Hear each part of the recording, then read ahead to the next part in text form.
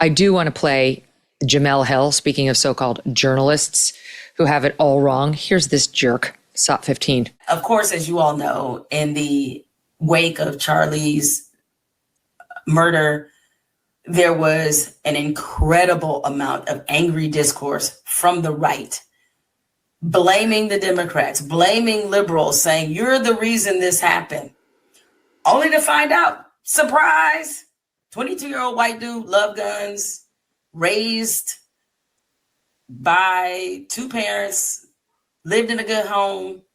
Dad is a minister, also a sheriff. Didn't check any of them boxes y'all thought he would check, did he? Okay. First of all, a coat of mascara would be your friend.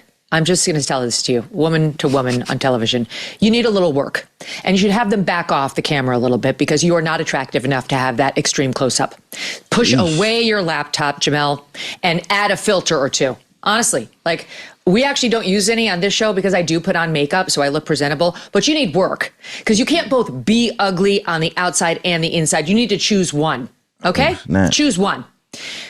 That is disgusting. That was absolutely disgusting. Fuck her. It's weird how she lost the points about him being a furry, loving, trans dating, I don't even know what this guy's fetishes were, but leftist ideology infected guy who wrote on his bullets anti-fascist catch and notices bulges OXO, etc.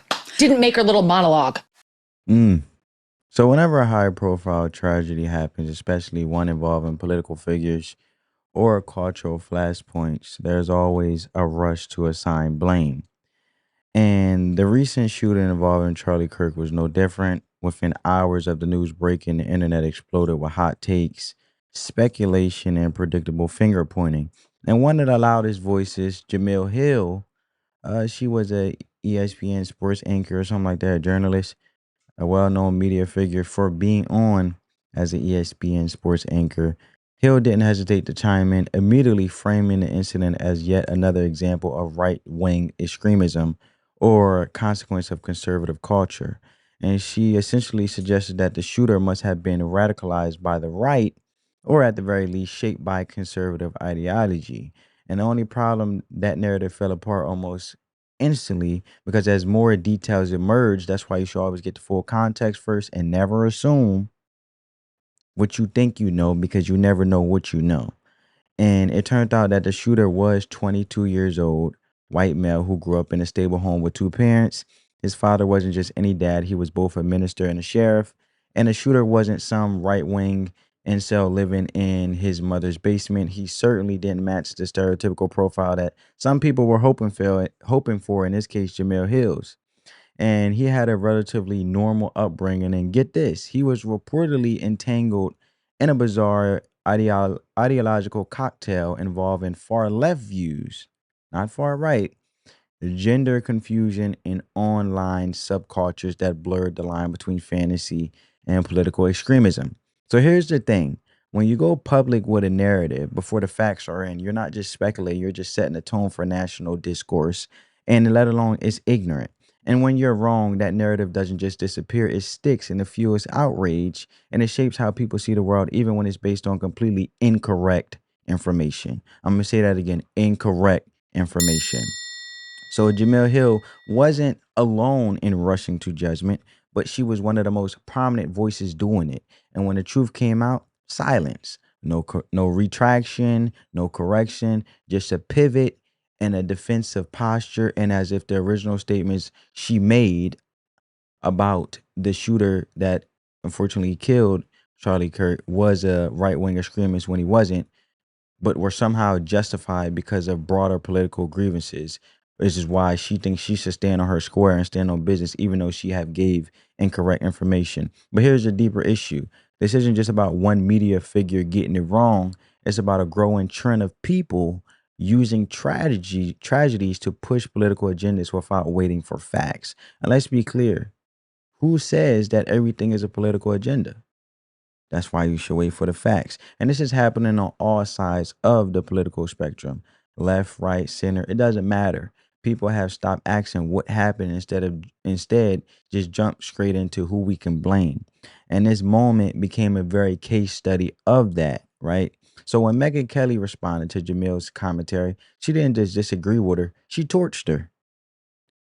What started as a political disagreement quickly spiraled into what can only be described as a personal roast session, because she told her that she needs some makeup and she's ugly on the outside and ugly on the inside. And I wasn't expecting that. Now, I'm not laughing because she can't matter. I'm laughing for the simple fact that this is what happens when you just can't spew ignorance and think that you're not going to be held accountable, and then sit there and think that it's not going to really back it's not going to fall back on you, and it really will show you your true character and who you are. And there's some people that really think what they're saying with these emotions and extreme passion of regurgitating talking points that they seen in little clips or clips that went viral, and seeing some type of rhetoric and started revising it to remix it to their own understanding and not really getting the facts, and then sit there and act shocked when you're not going to get the same backlash for giving out false information as you have got praised. And that's where it's like, it tells me like, where do you truly stand, and where's the moral ground when it comes to your real character and character as you as a person? Are you a person that spew lies and misinformation and get a crack out of it? Or are you a person that waits till the facts come out and actually get the full context and get full understanding in all that you do? What you should do, which is the wise thing to do. But it's mind blowing to me that these individuals, in this case Jemele Hill, had been on this earth as a young, as long as she been, and wasn't born yesterday as if she was young, as a journalist. As journalist has been known originally to state the facts and get the facts first, she seemed to discredit her own career hypocritically in regards of the headstone, and let alone the whole synopsis of her career, which is to get the facts and report it as a journalist. That's why I'm laughing. So when you look at it, right, Kelly went beyond the usual media back and forth and launched a full-on takedown of Hill's appearance, criticizing everything from her use of mascara to the camera angle of her video, suggesting she wasn't attracted enough for close-up and needed filters just to be presentable. Now let's take a step back and ask, was that necessary? Because this wasn't just a critique of Jemele Hill's ideas or her assumptions about the shooter. It was a character assassination, focused almost entirely on her physical appearance, no matter how wrong someone take is. When a response turns into commentary about their looks, it shifts the conversation from substance to spectacle. So I'm not going to get into that point of how Megyn Kelly came at her appearance. And Megyn Kelly is no stranger to controversy, and this isn't the first time she's used a sharp tongue to make a point. But there's a line between hard-hitting journalism or political critique and just being petty. And the real question is, did she cross that line?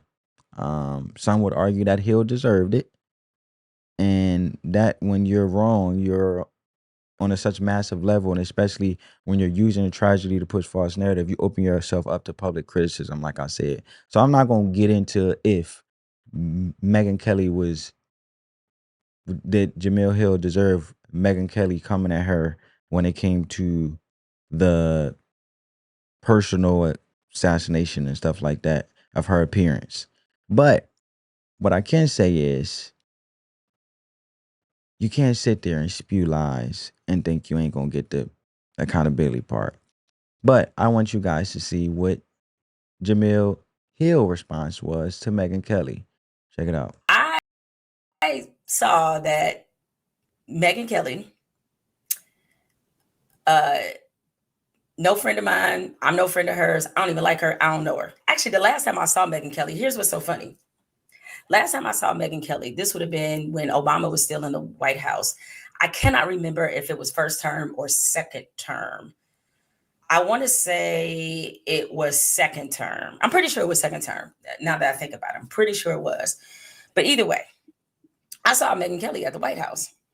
And it really got me to thinking. I saw her from a distance. I didn't go up to her. I don't know this woman. So, of course, she was still at Fox, very aware of what her reputation was in terms of what she contributed as a journalist.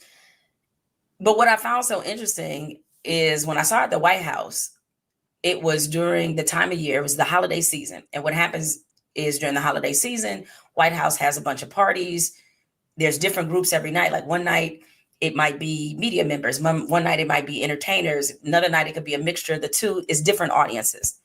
So it was a lot of media members. This was like, I guess, the media version of the Obama's holiday party, where they invite people from both sides of the aisle, come there. And sometimes the president is there and first lady, sometimes they're not. On this night, they were there.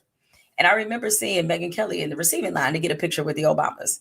And I thought that was super interesting because I was thinking, now don't you spend pretty much your whole damn broadcast talking about how this man ain't shit. And here you are lining up to go. And that's when I knew, like, oh, for a lot of people that are in our business, and especially who are in the position of being considered to be conservative commentators, a lot of that shit is fake. I was like, oh, this is like WWE to them. This is like wrestling, where they like playing a character. See, what you see here is for real. Like, this is who I am, whether I'm talking to you on YouTube or y'all catch me out in the street, I'm the same person. And a lot of them can't say that. And so I was really taken aback. And I was like, oh, I got it. That's the game. Peep it. Right? All that being said, so over the course of the years, Megyn Kelly has often had a lot of words for me, a lot of words about me. I generally kind of try to keep her name out of my mouth because I don't like to amplify the thoughts of stupid people. But all that being said, this time I'm going to make an exception. And I'm going to tell you why. But first, let me play the clip of what Megyn Kelly had to say about me. Have it all wrong. Here's this jerk. All right. So, look, I'm going to go a little bit further. I'm going to just leave it there because you guys already heard basically what Jemele Hill was saying, because she wasted no time firing back, and she posted this lengthy response, as you guys can see at the bottom of the screen, like 37 minutes. I was just showing you her response and then her following up with Megyn Kelly clip we already seen in the beginning of the video.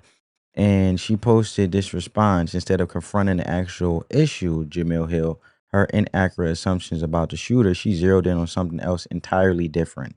And this is basically deflection and it's full display because she's talking about Megyn Kelly's tone and personal text. And then she talked about Hill dismissing Kelly remarks as irrelevant and shallow and framing them as yet of another example of how women in media are judged.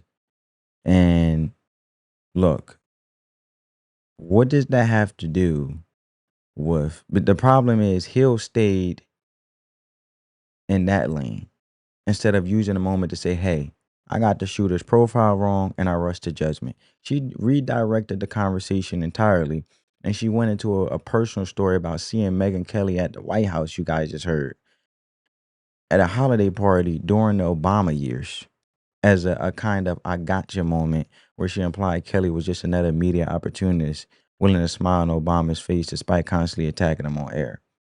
And look, and how Megyn Kelly plays a character and she's fake. But if you think about it, right, a political commentator makes an inaccurate assumption about a violent crime, one that fuels a polarizing and dangerous narrative.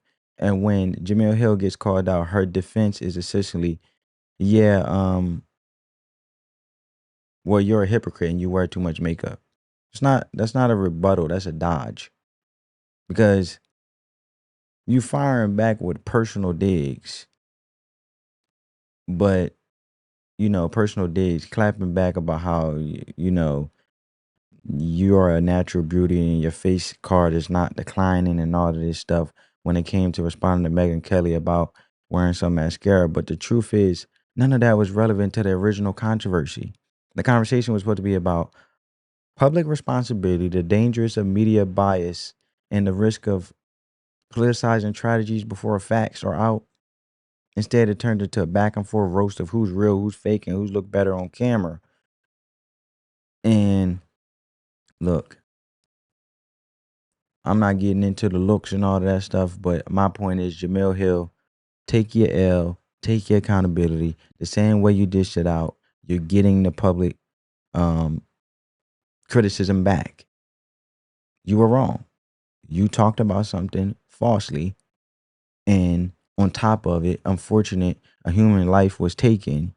No matter how you felt about Charlie Kirk, you don't sit there and misinform the public and make up your own revision of how he was eventually taken away from this earth from a cold blood act. But let me know what you guys think down in the comments below. And let me know, comment down below any other videos you want me to react to. On that note, family, peace.